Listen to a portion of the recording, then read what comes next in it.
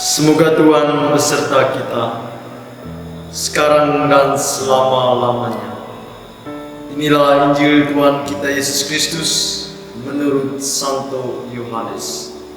Dimuliakanlah Tuhan. Sesudah itu Yesus berjalan keliling Galilea, sebab ia tidak mau tetap tinggal di Yudea, karena di sana orang-orang Yahudi berusaha untuk membunuhnya. Ketika itu sudah dekat hari raya orang Yahudi, yaitu hari raya Pondok Daun. Tetapi sesudah saudara-saudara Yesus berangkat ke pesta itu, ia pun pergi juga ke situ, tidak terang-terangan tetapi diam-diam. Beberapa orang Yerusalem berkata, "Bukankah dia ini yang mereka mau bunuh? Dan lihatlah, ia berbicara dengan leluasa dan mereka tidak mengatakan apa-apa kepadanya. Mungkinkah pemimpin kita benar-benar sudah tahu bahwa ia adalah Kristus? Tetapi tentang orang ini kita tahu dari mana asalnya. Tetapi bila mana Kristus datang, tidak ada seorang pun yang tahu dari mana asalnya." Waktu Yesus mengajar di Bait Allah, ia berseru, "Memang aku kamu kenal dan kamu tahu dari mana asalku. Namun aku datang bukan atas kehendakku sendiri, tapi aku diutus oleh Dia yang benar yang tidak kamu kenal. Aku kenal Dia sebab aku datang dari Dia dan Dialah yang mengutus aku." Mereka berusaha menangkap Dia, tetapi tidak ada seorang pun yang menyentuh Dia, sebab saatnya belum tiba. Demikianlah sabda Tuhan. Terpujilah Kristus.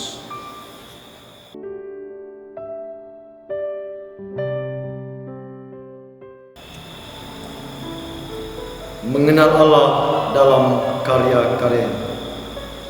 Saudara-saudari yang terkasih dalam Yesus Kristus, bacaan Injil yang diperdengarkan kepada kita dalam Minggu Sukacita ini diwarnai dengan nuansa konflik antara orang Farisi dan Yesus Kristus. Konflik yang terjadi bukan tanpa alasan. Yesus dianggap sebagai pelanggar hukum. Yesus nilai sebagai pemberontak yang melawan aturan. Namun senyatanya, kalau kita menilai secara bijak, justru Yesus tidak melakukan kesalahan sebagaimana yang dituduh oleh orang-orang Farisi. Bagi Yesus, aturan atau adat istiadat mesti hadir untuk memanusiakan manusia. Manusia adalah makhluk yang bermartabat luhur, yang diciptakan segambar dan secitra dengan Allah. Bagi Yesus, manusia adalah segalanya. Pertanyaannya, mengapa mereka mau membunuh Yesus yang tidak bersalah itu? Orang Yahudi yang berusaha membunuh Yesus bukanlah orang fasik, tetapi orang-orang yang gagal melihat pekerjaan baik Yesus sebagai pekerjaan dari Allah sendiri. Sungguh ironis bahwa Yesus yang mengajarkan keutamaan dan melakukan pekerjaan baik itu justru menjadi batu sandungan bagi mereka. Rupanya ketaatan yang buta terhadap hukum dan ajaran agama membuat mata hati mereka tertutup bagi karya Allah. Mereka melihat pekerjaan yang dilakukan oleh Yesus itu bukanlah pekerjaan yang berasal dari Allah, tetapi lebih dari itu, pekerjaan yang dilakukan oleh Yesus itu hanyalah pekerjaan yang berasal dari kuasa Beelzebul.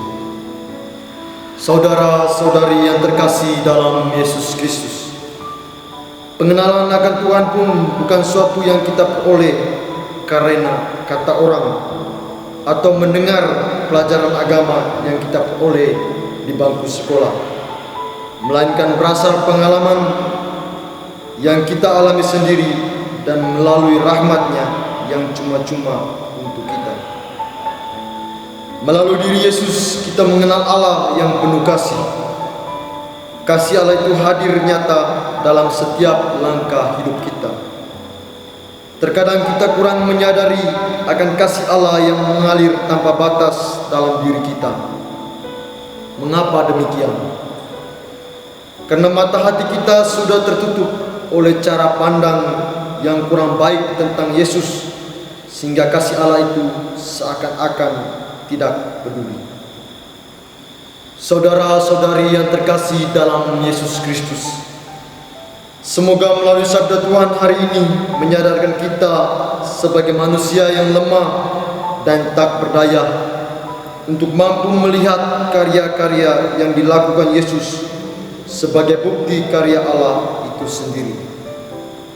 Sebab kita hanya bisa menjadi kuat jika kita selalu didampingi oleh Allah dan melihat Yesus sebagai juru selamat kita. Maka baiklah kita membangun relasi yang dekat dengan Allah Bapa yang penuh kasih melalui Yesus Putranya.